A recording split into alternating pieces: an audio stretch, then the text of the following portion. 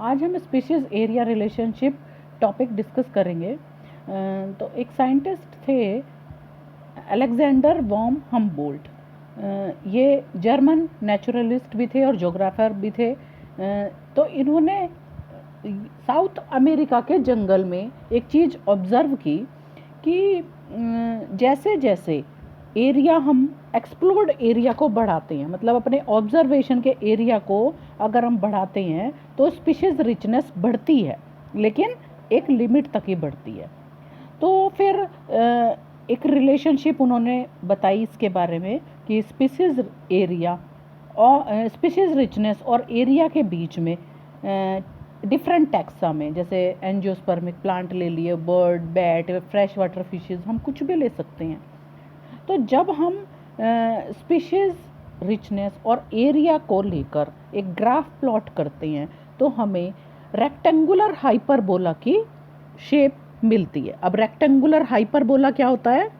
Half S की shape जो होती है उसको हम बोलते हैं रेक्टेंगुलर हाइपरबोला। तो ये शेप हमें मिलती है। और जब लॉग टेबल पर हम इसकी वैल्यू को निकालते हैं तो एक स्ट्रेट लाइन यहाँ पर हमें मिलती है।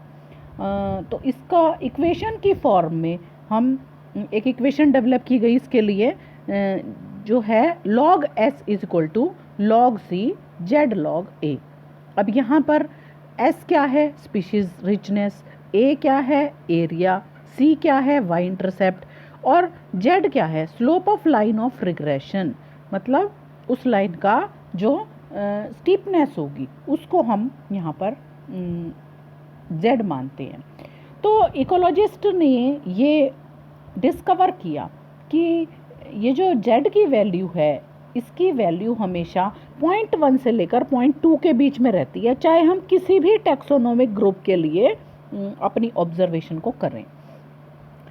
जैसे जब ब्रिटेन के अंदर प्लांट्स के लिए इसको ऑब्जर्व किया गया तभी भी ये वैल्यू मिली, और जब जैसे बर्ड्स ली गई कैलिफोर्निया एरिया के अंदर तब भी यही वैल्यू मिली। उसकी वैल्यू मतलब 0.1 से 0.2 के बीच में ही थी। या न्यूयॉर्क में मोलस्का के लिए लिया गया तो सभी में हमें क्या मिली कि उसकी जो वैल्यू थी 0.1 से लेकर 0.2 के बीच में थी।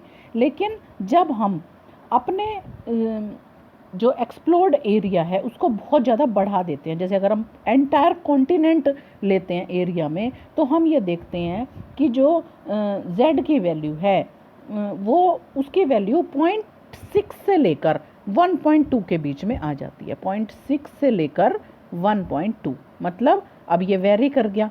वैसे हमेशा वैल्यू आती है 0.1 से लेकर 0.2 के बीच में, लेकिन अब इसकी वैल्यू बहुत ज़्यादा बढ़ गई अगर हमने क्या किया, अपने एक्सप्लोर्ड एरिया को, बहुत बड़ा एरिया हमने एकदम से ले लिया। तो जैसे फ्रूट ईटिंग बर्ड्स और मैमल्स जो हैं ट्रॉपिकल रेन फॉरेस्ट में अगर हम देखें तो वहाँ पर उस स्लोप की वैल्यू जो है 1.15 आती है।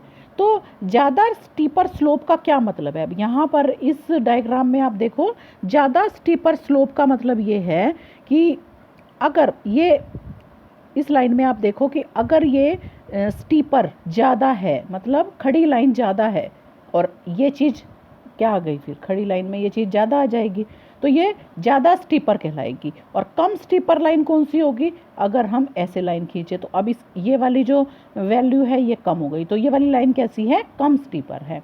तो ज़्यादा स्टीपर स्लोप का मतलब इसमें हमें देखने से क्या पता चल रहा है? ज़्यादा खड़ी लाइन, और भी खड़ी लाइन कैसे बन सकती है? ऐसे बना दें अगर हम, मतलब अगर हम एरिया को तो उतना हमारा नहीं बढ़ रहा, लेकिन स्पीशीज़ रिचनेस जो है वो बहुत ज़्यादा बढ़ती चली जा रही है। कुछ चीज़ों के लिए ऐसा होता है। तो ये था स्पीशीज़ एरिया रिलेशनशिप।